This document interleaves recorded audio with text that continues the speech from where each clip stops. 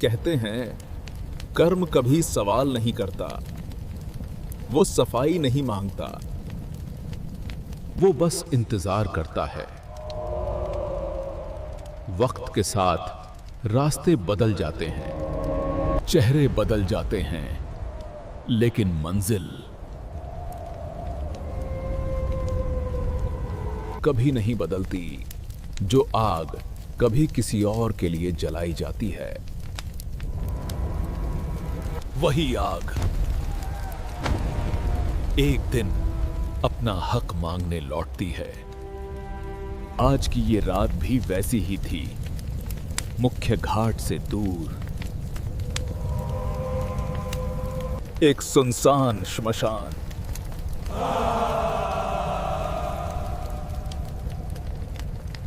जमीन पर राख की मोटी परत जमी थी। अधजली लकड़ियों के बीच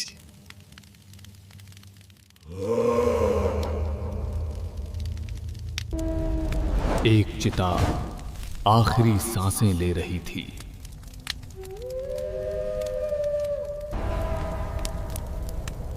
उसी बुझती आग के सामने एक अघोरी साधु बैठा था।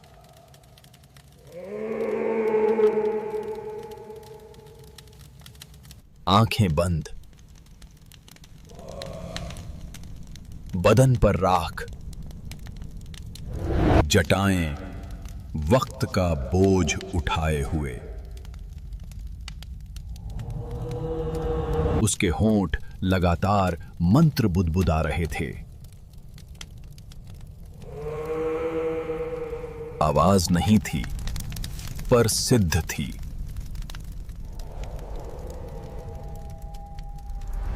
और हर मंत्र के साथ वो जमीन से राख उठाकर आग को सौंप देता था।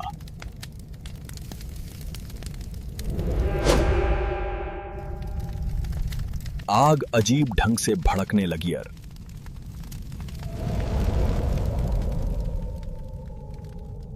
उठना नहीं चाहती थी।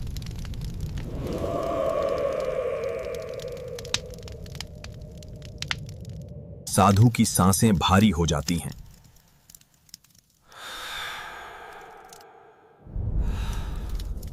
उसने दोनों हाथ ऊपर उठाए।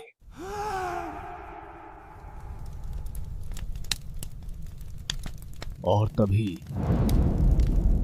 अचानक आग बुझ गई। चारों तरफ मौत जैसी खामोशी छा गई। हवा थम गई। नदी की आवाज गायब हो गई। साधु ने माथा जमीन से लगा दिया।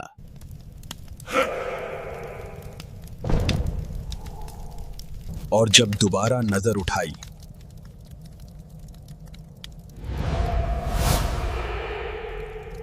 तो राख और लकड़ियों के बीच एक आकृति उभरने लगी। एक स्त्री की आत्मा।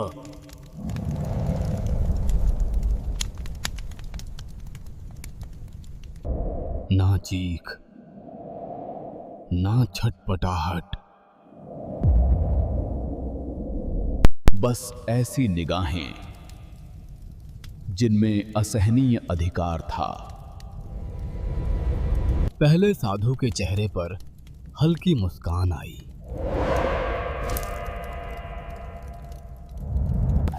लेकिन पल भर में वो मुस्कान जम गई। उसके सीने पर एक पतली सी कट उभर आई और खून रिसने लगा। और अगले ही पल साधु जमीन पर गिर पड़ा।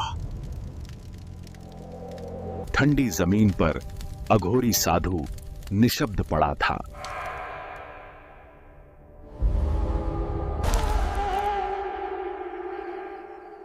धीरे धीरे उसकी आंखें खुली। वो हड़बड़ाकर उठ बैठा।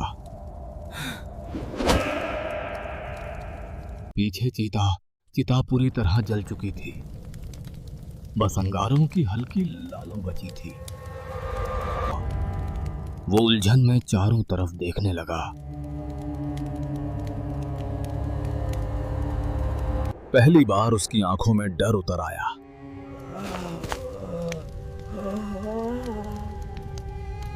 गला सूखने लगा। वो पीछे हटने की कोशिश करने लगा। डर अब उसकी सोच पर भारी हो चुका था।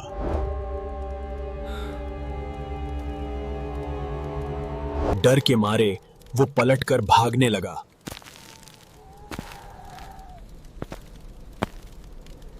डर के मारे वो अंधेरी पगडंडी की ओर दौड़ पड़ा। जंगल में भागता हुआ वो अपने ख्यालों में उलझ गया था। भागते भागते वो जंगल से निकलने लगा।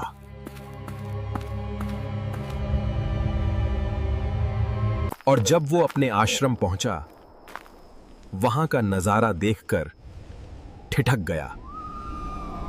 वहां गांव वालों की भीड़ जमा थी। माहौल अजीब सा लग रहा था। तुम सब अपने अपने घर जाओ, इतना कहकर वो भीड़ के बीच आगे बढ़ गया। तूफान आया था, इतना बड़ा तूफान आया था। हमारे घरों को कुछ नहीं हुआ, सिर्फ आश्रम ही तबाह हो गया।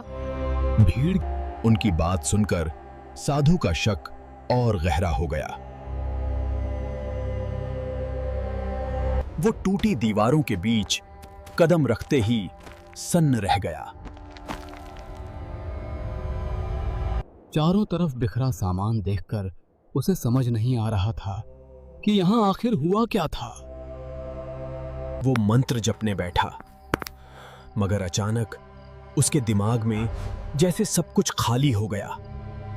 उसकी आंखें अचानक फैल गईं और उसे एहसास हो गया कि कुछ शुरू हो चुका था। उस पल उसे समझ आ गया कि अब कुछ बहुत गलत होने वाला है। वो शांत होकर मंत्र जपने बैठा। आग लगातार जल रही थी। उसने मंत्र तेज किया, भभूत हवन में डाली और पल भर में आग बुझने लगी। ये क्या हो गया? ऐसा तो कभी नहीं होता। ये तो बहुत घोर संकेत है। वो उसी बुझी आग को घूरता रह गया, सोचता रहा कि ये कैसे हुआ। तभी कहीं दूर से एक पीछे मुड़ते ही उसने खिड़की की ओर देखा और वहां जंगल के सामने एक बच्ची खड़ी थी। उसके बुलाने पर भी वो कुछ नहीं बोली। धीरे धीरे जंगल की ओर बढ़ने लगी और साधु उसके पीछे पीछे चल पड़ा। कुछ कदम चलते ही वो जंगल में गायब हो गई और साधु हैरानी से चारों तरफ देखने लगा। तभी जंगल में कुछ अजीब सा गूंज उठा। अनीता, अनीता, कौन है तू? सामने आ! आवाज अब पहले से कहीं ज्यादा पास आती जा रही थी। अनीता, अनीता, अनीता! अनीता! बस रुक जा! चीख इतनी भयानक हो चुकी थी कि वो कानों को दबाते हुए उसके चेहरे पर डर साफ झलक रहा था। वो जान बचाकर दौड़ पड़ा और भागते भागते शमशान घाट पहुंचा। शमशान के बीचों बीच खड़े उस बड़े लकड़ी के बोर्ड पर एक नाम खुदा हुआ था, अश्विनी। जिस आत्मा को मैं बुला रहा था, क्या वो किन्नर की आत्मा थी? और तभी उसे एहसास हुआ। शमशान की हवा अचानक भारी हो गई और उसे लगने लगा कि वो यहाँ अकेला नहीं था। पीछे किसी के कदमों की आहट हुई, लकड़ियां चटकने लगीं और उसका दिल जोर जोर से धड़क उठा। डरते डरते वो अपनी कुटिया के भीतर पहुंचा और बिस्तर पर बैठकर चारों तरफ देखने लगा। वो फिर से मंत्र जपने बैठा, लेकिन हर बार उसका ध्यान टूट जाता। शब्द जैसे उसके दिमाग से मिटते जा रहे थे।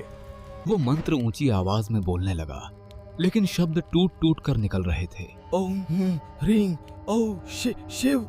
उसे लगने लगा कि कुछ बहुत बुरा होने वाला है।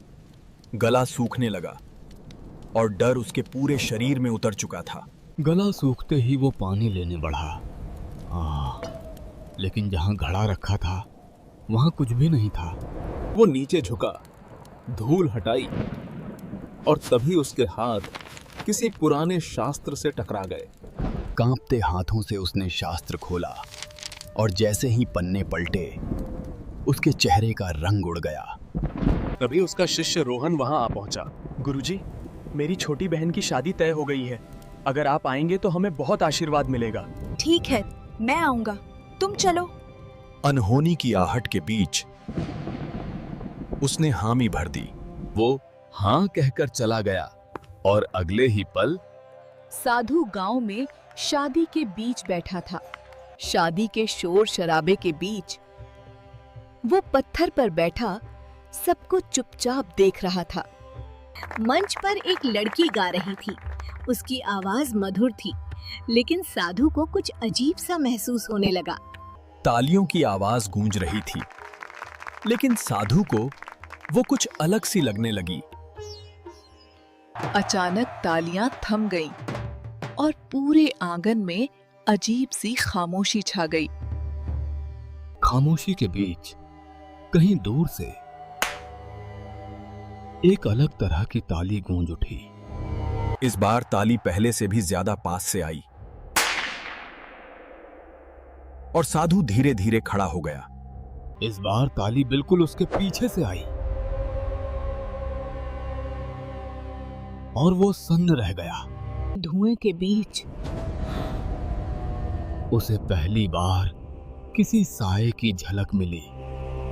इस बार उसके सामने कोई साया नहीं था। वहां पूरी किन्नर की आत्मा खड़ी थी और तभी उस किन्नर की आत्मा ने ताली बजाई और साधु की रूह कांप उठी। उसे देखते ही साधु के होश उड़ गए और वो जान बचाकर वहां से भाग पड़ा। वो दिन याद आने लगा जब अश्विनी मंच पर खड़ी होकर सबको समझा रही थी।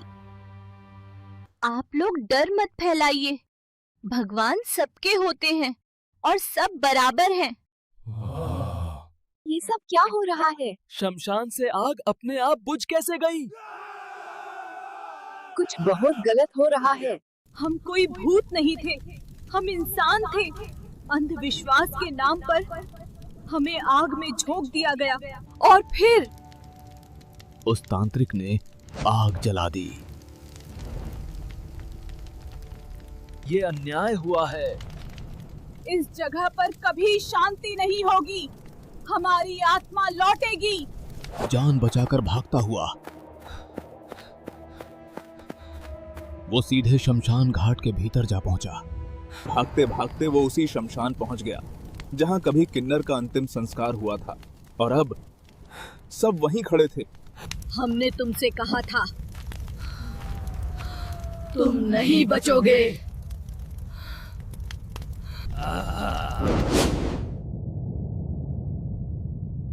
बचाओ!